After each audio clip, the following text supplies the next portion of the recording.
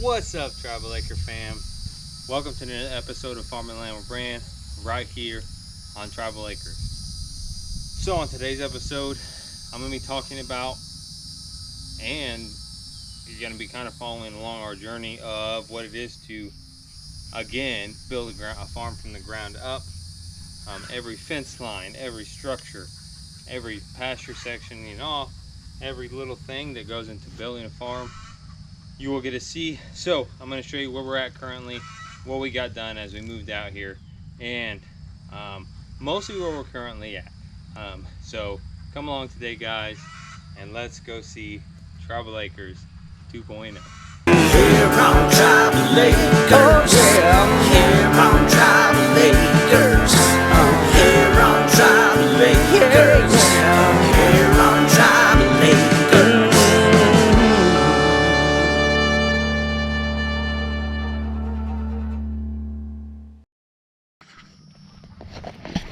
All right, what's up, guys?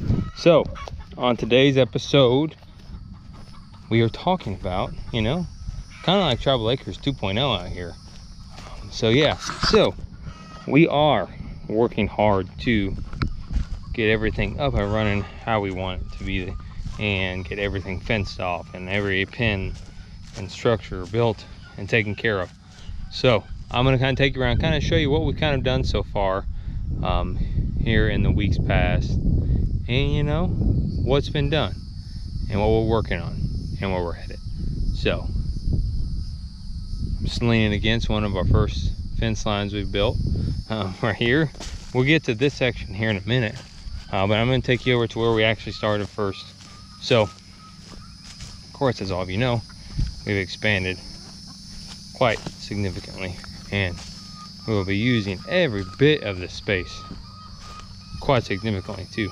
So first thing we did was we built our first section of pasture, and that was how we would like to guess. I don't know the exact measurements. I think it's around anywhere between 8 to 10 acres.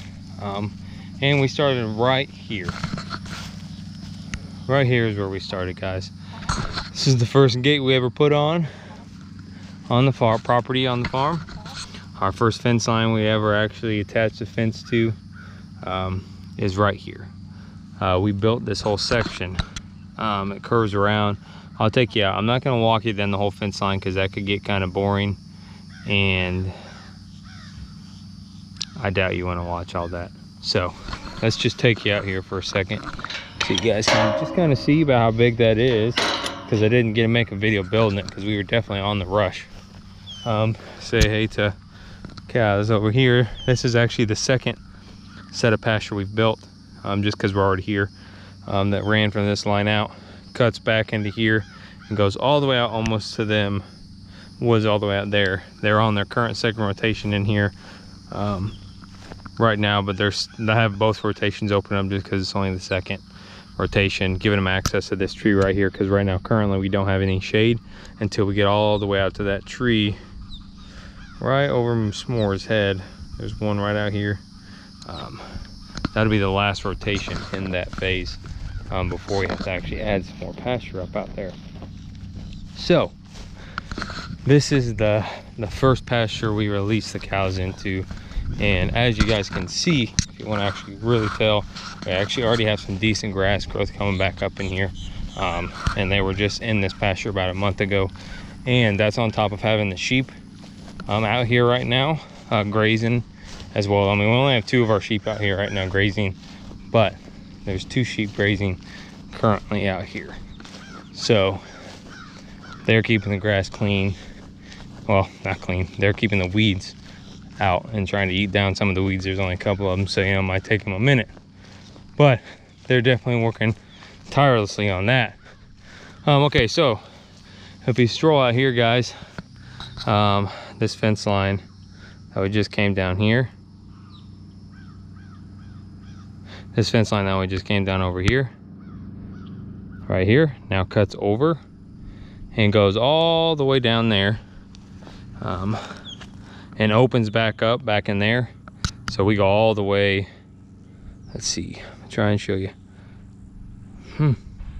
There is tree right out there. That pasture goes all the way out there. It opens up. We're all up throughout here in this pasture, and we're running the rotational grazing through here. So I think you guys can see that pretty well. So yeah, this is the first pasture we built. We ran these T-posts and possibly running electrical wire along it for the sheep, but we don't need it, so eventually we may remove these. But yeah, this is the first section of pasture, guys, that we put up, working on probably the third here soon. But yeah, so I'm gonna move us to the next section and show you where we're at as far as what we've done so far. All right, y'all, so back inside of, I would say this area is our farm area, like our main farm area. Yeah. So back over here, chickens out. Our hoop coop is up and running right here. This is in between the pastures. We're going to be building a pole barn back over to the left of me, and our handling facility will run in between here. So there's a gate there that goes into that pasture, and a gate here that goes into that pasture. So handling facility will be behind me. Currently working on a few things that is going to be in a later video, so I cannot show you yet what's behind me. But I got to get a new tarp for our hoop coop because it's a bit tattered, and that was from its trip here. So that kind of threw, you know, a wrench in it, but it still has over half of it covered, which the chickens only come in here to lay and sleep. Other than that, they're out here roaming all day, every day, guys. So that's that. Also over in this area currently, because we're working on building our pig paddocks, is our pigs. We have all of our pigs all in this beautiful area right here. It actually is a beautiful view for sure, and it's all shaded. So when I built this for temporary use, I wanted to make sure I didn't have to build any roofing or anything for the pigs, because they're all not babies, so we don't have to worry, and pigs love water. I wanted to make sure they had shade pretty much 24/7. There's a little bit of sun coming there, but got 1, 2, 3, 4. We got 5 sections on the outside separating almost pretty much all of our sows, besides one group of sows are together. Then we have this section right here. This is our largest area of where we currently have our feeders at, just because we have to put in a lot of work, guys, in order to actually get our pigs over into our pasture paddock areas. We have to actually move dirt to those areas. It's going to be called Piglin's Island. So they're actually islands on our property that are wooded, lifted up off the ground. There's 2 of them, but there is water separating us from driving vehicles there. It's not a lot of water, but it's enough water where we cannot drive a truck and a trailer back there, unload, take pigs, you know, walk, feed back and forth. It's wet. So we had to put dirt in there, a culvert, separate off the lake so that we can actually get back in there to actually, you know, move the pigs back there and run the operation correctly. So that's an issue that we're, you know, taking on head on right now, and, you know, we're doing our best to give our pigs still a great area to live in, and, you know, a good amount of room to move. So I mean, these guys got a good bit of room. It's about a almost a 50 by 50 area they're in, so it's pretty big for only like 20 pigs. So we got the rest of our pigs back in here. Like I said, a couple of our sows right here that will be breeding here soon, and then our pet pigs are in these back to pasture, paddock, whatever you want, areas, open areas. I would not call them a paddock because that's not a paddock. But then, guys, right here, our brooder, which we haul here in one piece, is right here, sitting right off the back of this, with also a beautiful view. So we actually, of course, built the fence around this, but I wanted it also to be under tree coverage so that the tarp is not getting constant sun on it and just totally wearing it, and we don't have to replace it as often. So this is the end of, I would say, the first part of the farm.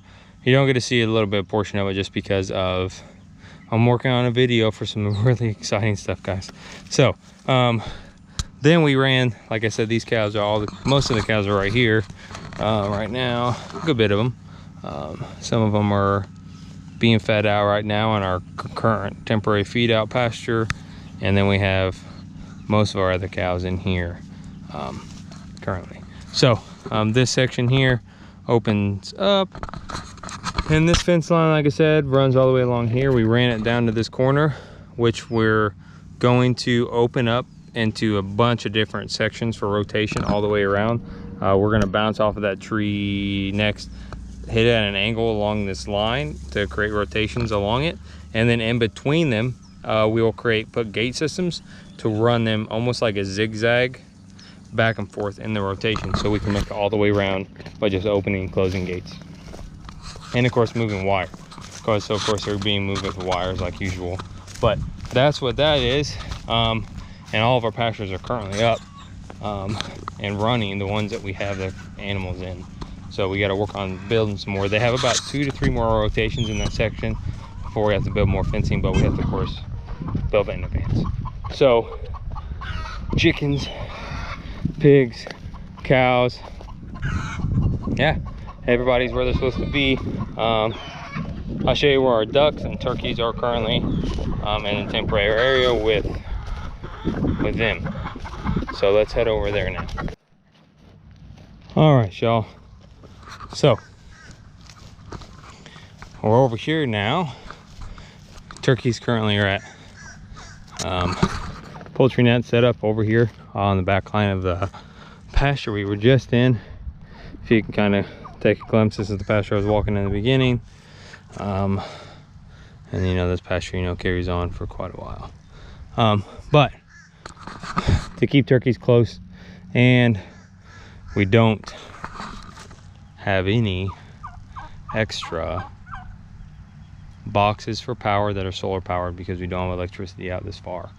I gotta buy some more. I wanted to make sure I kept these guys as close to the actual farm house as possible, so the dogs could really keep an eye on them. And if these guys got out, I wanted to make sure I knew where they were at, which we've had some problems with, but we just recently clipped their wings so they would stay as much as possible in here,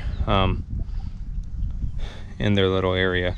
But this is where we got them connected to the fence. Before we actually got the coop up and running again, the chickens were actually sitting next to them in this section right here with another poly-wire net, but just no electricity running to them. So I mean, the chickens are out all over the place now, so it was the same thing. But they were just sleeping in that net at night, as close to the house as possible. That way they stayed safe. Our ducks, we still have not built an area for. We want to build one next to the pond, but we're working on getting there. So ducks, same thing. And a poly net that man right there, if my finger is touching him, yep, that man right there, y'all, that guy keeps doing this. Yeah, wrecking the nets and just letting all the ducks out.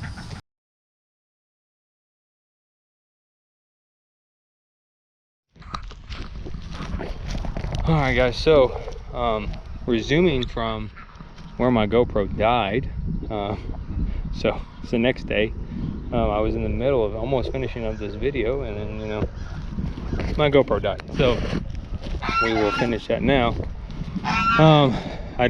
Ducks are in here right now, which is right down the way from the turkeys, is down there. Remember, chickens are here, ducks are here. In this area right now, like I said, we're working on building a pond for them. Not building a pond, we have ponds. Working on building an area for them to where they'll actually be able to go out into the water, whatnot. But they also go out and through these holes here, and they don't go into the pond as far as I know. I haven't seen them, but they go in and out. There's some of them not in here right now, so but a good portion of the ducks are in here. But they still have a really big space, and they're actually, this net is electrified, but there is openings along the outside here where the ducks can come out and go back in. But the whole thing is all right now just totally around the outside of this is even covered by poly-wire net, so even that net is on the outside, so they're completely covered by the fence. try and keep them in that area where they lay so that egg collection is a bit easier. That way our life is easier there. But as you can see here, this is just the end of the net here. This net goes all the way around back into there and everything else. We're actually using this for some of our feed out steers right now. You can see a couple of them back here laying down in the shade, chilling. As you can see out of the right here, one of our ducks that is not where he's supposed to be over here. So yeah, that's where we're at right now, guys. Working hard to get stuff together, but we all have everybody still sectioned off into their own particular areas right now, and getting those things taken care of. The next place I'm going to take you guys is where we're currently running the meat birds, which has been working so amazing with the space that we have. So I'm going to go show you guys that. You don't want to walk that far over there, so we'll just jump over there real quick. Okay. Oh, okay, guys, we're here. So I'm walking out to the fence line right now, where the chickens are at. We actually have all but one tractor full of chickens right now, which is super exciting. We had an extremely bad loss of chicks when we were moving, and we had a really bad flood, or not a flood particular and on the old farm, but we had a really heavy rain come through, and from cleaning out the brooder constantly because we didn't have a floor in, it flooded with over 200 chicks in there. And me and my brother were managed, because we happened to be there, moving stuff around, moving the animals, and we went into there and it was flooded, and we managed to save about 50 of the chicks. Just a fun fact, not that this is a fun thing that happens, but something that you should know that it's possible to do if this happens, which, if you guys have watched my chicken disaster video, I've talked about this before. But if your chicks get really wet, and they are literally look like they are on the brink of death, if they are not dead yet, but are still breathing in any type of way, take them and immediately put them under a heat lamp. And there is probably about a 90% chance that those birds are going to live. So every bird that was still alive, because they died so quickly, it was literally 10 minutes after the rain, and we managed to save about 50 out of the 200. And we put those 50 that were barely alive under the heat lamp, and they were perfectly fine. That birds are actually in this tractor right here, doing perfectly normal. But yeah, always do that, guys. But okay, we got all the tractors. Normally they were set up in a better formation, but we have some newer chicks. Like this tractor right here has new chicks in it. This one has new chicks in it, and that one has some newer chicks in it. We just brought a batch out, so we have most of our tractors running right now with birds. Those are new chicks too, but we of course keep them in the horizontal kind of angle, end to end. But when we get newer chicks, they don't have to be moved for the first day until the next day. So some of the tractors are a bit behind, but we'll catch them all up with each other eventually. And we might just move them just to move them. But yeah, we got the other guys here in the camo. As you can see, I've never been able to run, just so you guys know, pretty much continual straight lines with my tractors. Every week or so I had to rotate them because our pastures were not large enough to keep running them straight. And we don't have none of these areas fenced off yet. This is actually the inside of one of our fences, but this eventually will run cows and stuff out in this part too. But I still have all the way down there to get with these set of tractors before I would ever have to turn them. And I've only been doing this to keep them along the fence line right now, because none of this out here is fenced off. So of course we're worried about predators and stuff like that. So the dogs are guarding this area. But we turned it right here at this gate here, and then started heading down this way. But before that, when we first started, it started all the way. Look at it. You guys see the birds running out here? These are all of our keats. I don't know if you guys can see them running around. You guys are having the time of their life. Well, we started all the way down there by the red gate for the first batch that we moved through here. ran them all the way around here, turned them, ran them down this way. Eventually they'll be, you know, running all the way out through here, but we want to make sure we get it all fenced off first. But yeah, meat birds are having a great time, guys. As you can tell, we haven't ran any cows out here on any of this grass. It's probably hard to tell with the video. Maybe if I get lower you can see it, but the grass is super healthy, super high right now. Of course, there's no cows that have been on it, so we have, you know, in a lot of areas well over 8 inches all the way up to a foot of grass at this time of year in Florida.